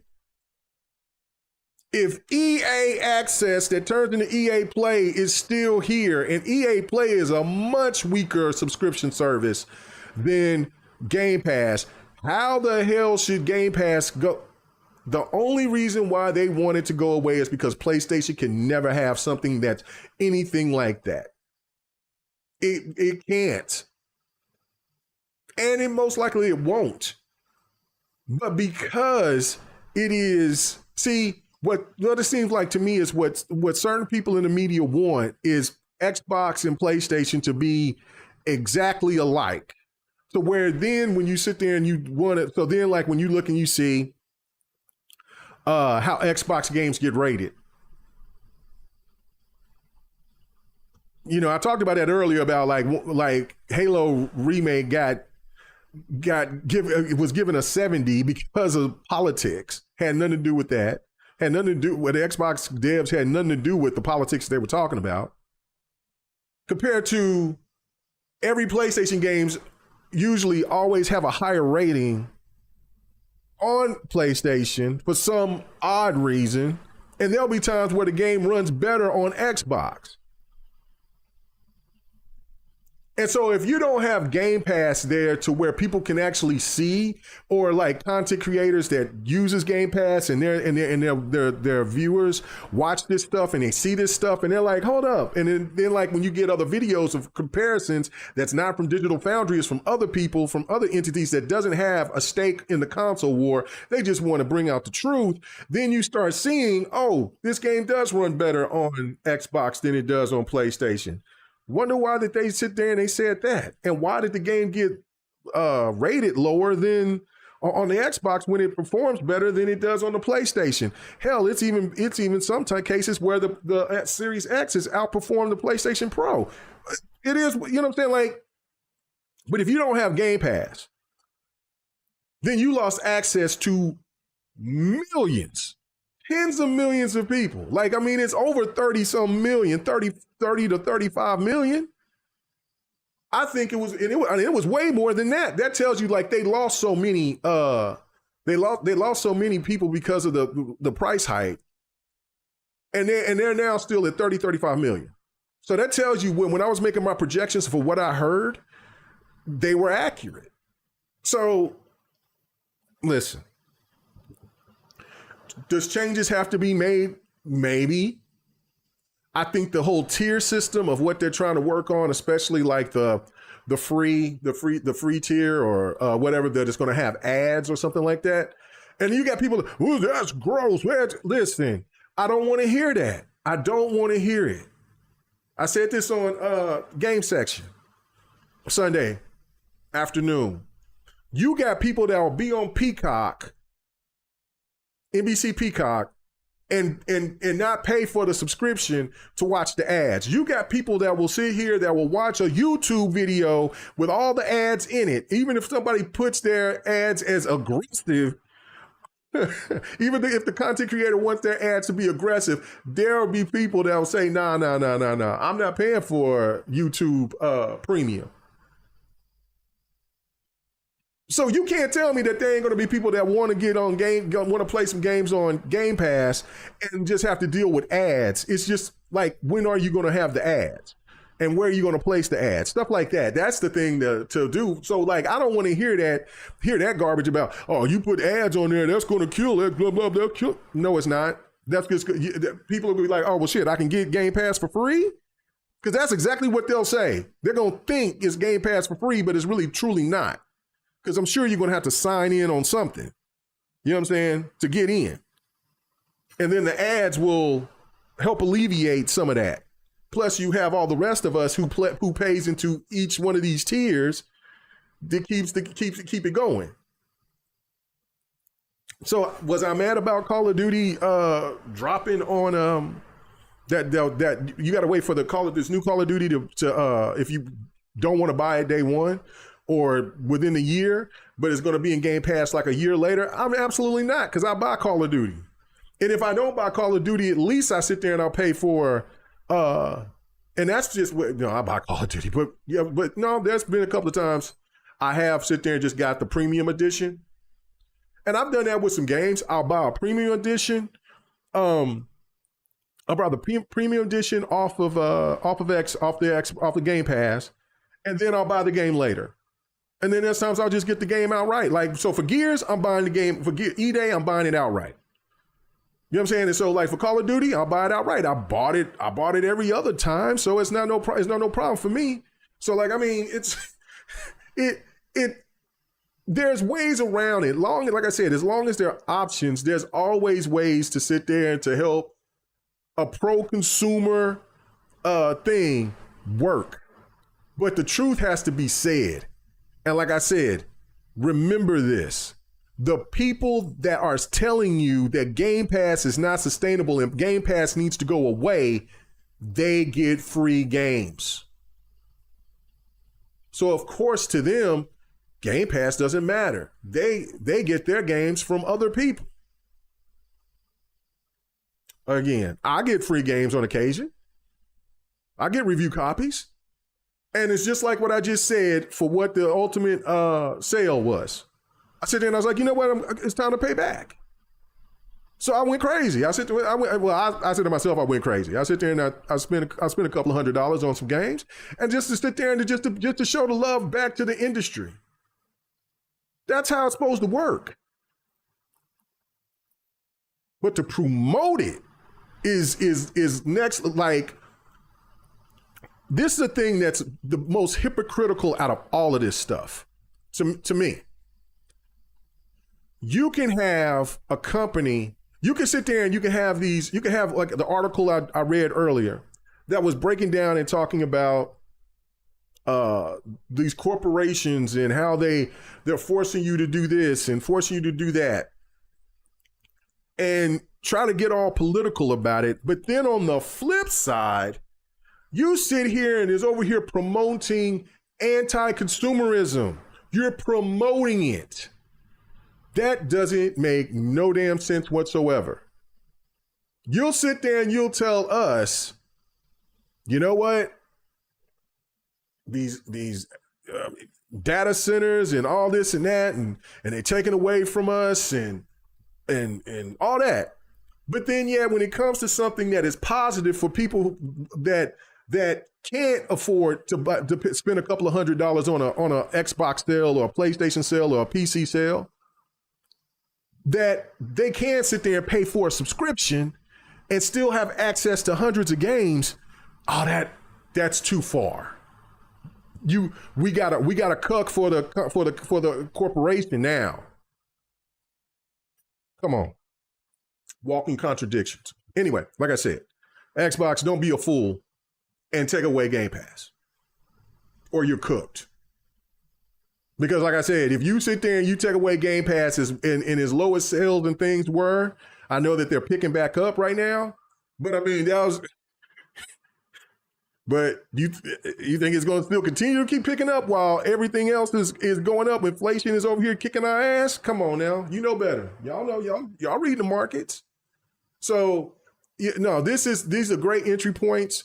Do I agree with every subscription out there? No. When you sit there and you start hearing about subscription services is in cars and stuff like that, cars that you're going to spend $30,000 for or more, and you had a garage door opener or a key entry lock that came with the car that you got, and now after a couple of years, then you got to pay a service for that. Now that's predatory.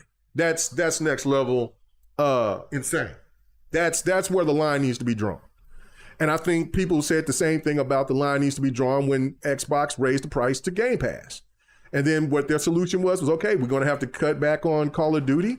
We might, if we want to rework something else, we'll cut back on maybe a couple other games to not be day one on PlayStation. I'm sorry, not day one on Game Pass. So anyway, I just think that y'all got to pay attention to this. Watch out for the people that sit there and that's telling you this crazy stuff. Also, last thing, I played Token. I was going to do. I remember I was telling Kano and them. I was like, I'm going to go ahead and I'm going to play. I'm going to stream Token, the Marvel fighting game, and it was my first time actually really playing it. I didn't play the beta or anything like that. And so I was getting ready to stream it, trying to link it up to my OBS, and I was like, what?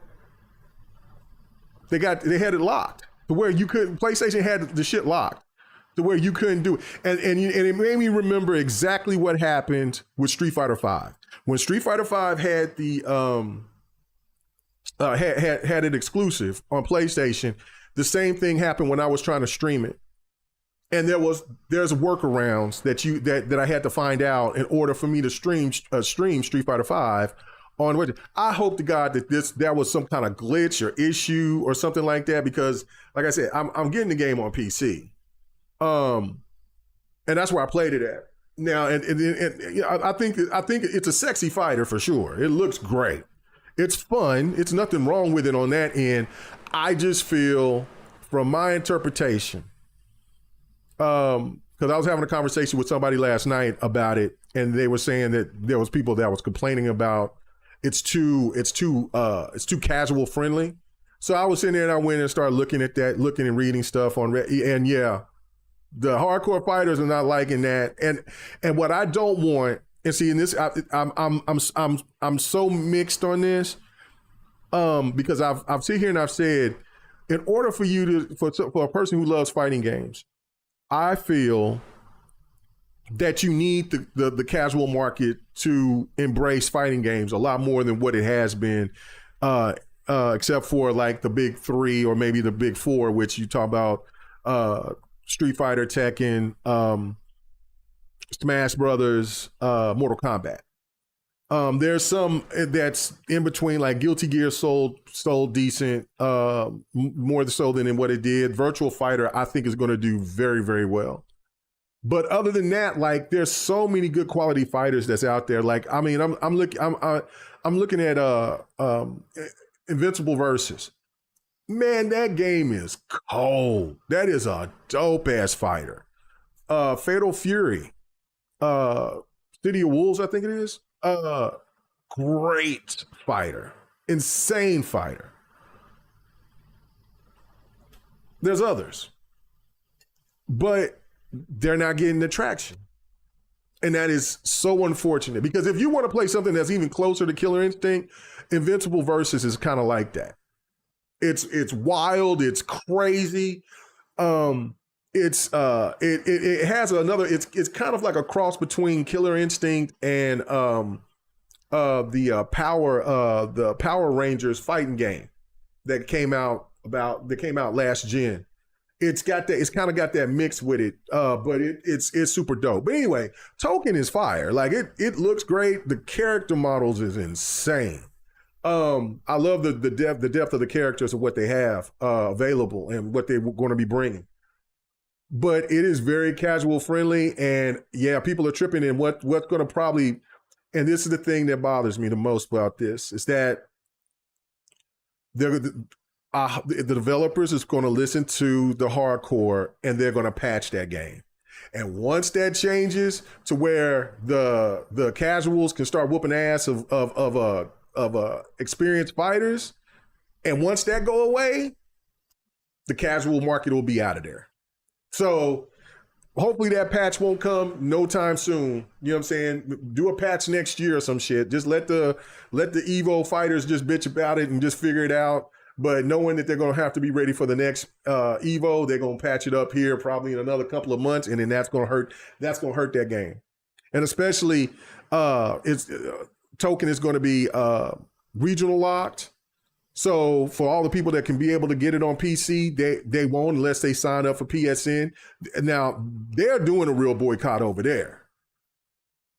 And so a lot of people are now going to sign over to PSN, and then even on top of that, there's some that can't. So that's going to hurt sales there. So it's going to primarily be how it cooks on PlayStation, and it should, just because of the sake of having all these characters in there, that it should do well. The problem is, will it be sustainable? Because Street Fighter is not going anywhere. Tekken is not going anywhere. We'll find out if there's going to be a new Injustice or something from NetherRealm that's going to be dropping. Dead or Alive is going to be coming back. Virtual Fighter is going to be coming back. Where's the room and the time for Token? Except on the Evo space, which they make money and that's advertising and stuff like that. But I don't know, man. I don't know. I wish the game well. I definitely going to get it. We'll see. We'll see. I'll be looking forward to play with you guys on the 6th. But damn. So saying what Curie says, my only woe for Token is that the Ultimate Edition is steep. That's the version I want though. So I'll just have to keep my eyes on it. Curie says, especially to try to promote console exclusive. I don't give a damn about those. I play third parties. And see, that's the thing. It's like what somebody said earlier in the stream. First parties is just not hitting like they used to. There's only a few games that will garner the attention. So it is what it is. Okay, so anyway, that was just me wanting to make that point about Token. But the last point here is about the whole Halo Infinite, Halo remake thing being on PlayStation, and then we're gonna get out of here. Was it worth it? Is it worth it? Well, from the time that I was looking at that, it did not look like it was worth it. Because it looked like it wasn't selling very well on PlayStation. I think it was like a 4th, but it's now number 1. But again, we don't know what you know what I'm saying. Being number 1 is cool, but what is the actual numbers? But getting there, that's good that it's got enough traction. There's enough buzz for it. You know what I'm saying? Shout out to Pierre and that team. Listen, I don't care about him being a difficult taskmaster as long as he constantly keeps bringing in good quality content. And there's nothing, and you know what I'm saying? And listen, hey, if there's one thing you're going to get from a Halo is good quality gameplay. There is not a Halo game that's out there. Even the twin shooters, they play fantastic. So again, you know you're going to get a good quality product. Now with Halo Infinite, with that desync stuff, that was nuts. Now that was more of an online thing. That wasn't the controls, because everybody knows how great that game played in the beta. And then when that game first launched to like January, I don't know what. That was crazy. I mean, I know it was like they didn't, people went and left for the holidays and all that. But Pierre wasn't in charge at that point, but he's now. And I got to commend him and the Halo staff. You know what I'm saying? I'm finna dive all into it today. Even more. Gameplay is so good. Thank goodness for the run.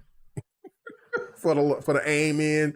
Made it truly modern and good. So I can't wait to try it out with the co-op. But Halo looks great. But I'm still going to keep staying on business on this. Like, I don't have a problem with Xbox games going over on PlayStation, but I do have a problem with Halo, Gears, Forza, Fable, and others. Wrap it up. Now, this trilogy, because it sounds like that they're going to do Halo remake 1 through 3. Okay, you already got it on PlayStation. You can do the 3. Yeah, introduce those gamers into the greatness of Halo. But the next Halo, you better not put that on PlayStation. You bet not. You bet not. Xbox, PC, and if y'all trying to work with mobile and cloud, do that. Do not do that. Do not. So I still feel like for other type of games, like, you know, like there was High Five Rush, there was Pendiment, Grounded, stuff like that. Sure, go ahead.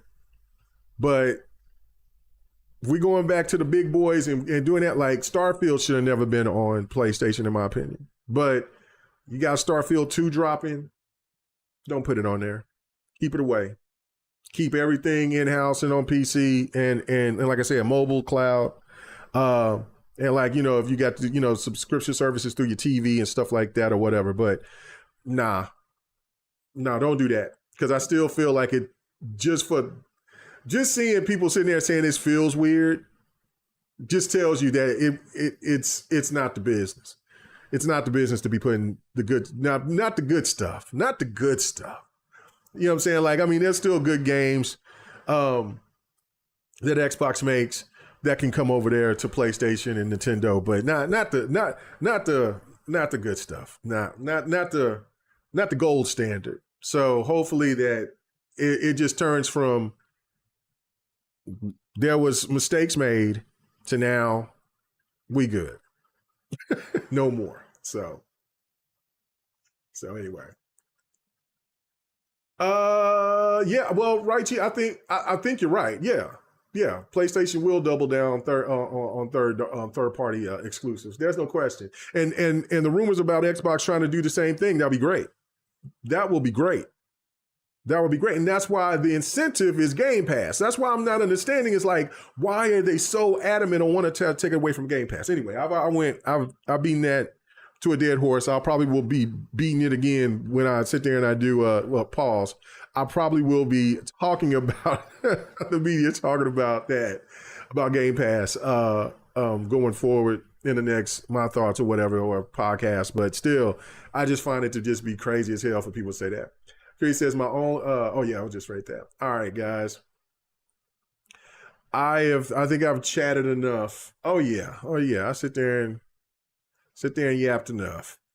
I really appreciate y'all coming through. I will try to go ahead and stream tonight. I know I want to apologize for when I did a late My Thoughts. It was on a Friday. It was last Friday, and I was like, okay, I'm finna do a stream. I had an update. I had a Windows update. It took a lot longer than I thought. And also I was sipping on that bourbon too. I was sipping on that monkey shoulder. And I should have just been on my basil hating. But anyway, regardless of that. And so anyway, next thing you know, I found out I woke up and it was like 2:00. I was like, oh damn. But the update was taking so long and I passed out. So that probably would have been a good thing for me not to do the double, doing the double, because I probably passed out on the stream. I was much more tired than I thought. Oh man. But anyway, all right, guys, I will definitely. So I do want to, I think I want to stream Sparking Zero. We'll see. Or maybe might stream Halo tonight. So that might be what I'll do. I'll probably jump in and play some Halo. That's what I'll do. I'll play some Halo. So anyway, all right, guys, I'll holler at you guys later. Thank you for coming through. As always, if you're new to the channel, man, go ahead and hit that subscribe button. It's free. Hit the like button. That stuff means a lot. This algorithm is a messy bastard. So help a brother out with that. Also on Sundays, come and check me out and the team over there at Gamer Section. Fight Night Sunday for sure. I'm finna go see Spider-Man tomorrow. So I'll be looking to try to stream tomorrow night so I can sit there and I can tell y'all a little about spoiler free.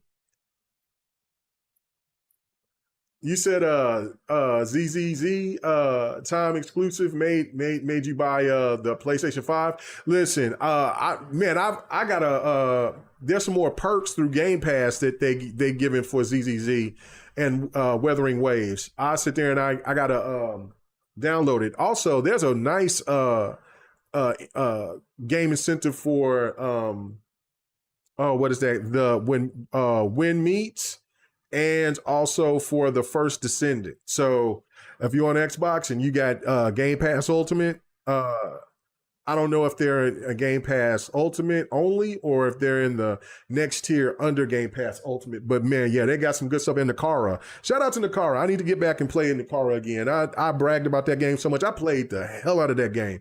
And then of course there's so many other stuff came. So I need to go back and play me some more Nakara. There's been so much stuff that they've been adding on there too as well. So go check those things out. All right, guys. Everybody have a good one. Peace. He says, what? Hold on. Curious says, you're weak. He says, you're weak is why. I know she's talking to Righty. All right, guys. Y'all be good. Everybody stay blessed. Peace.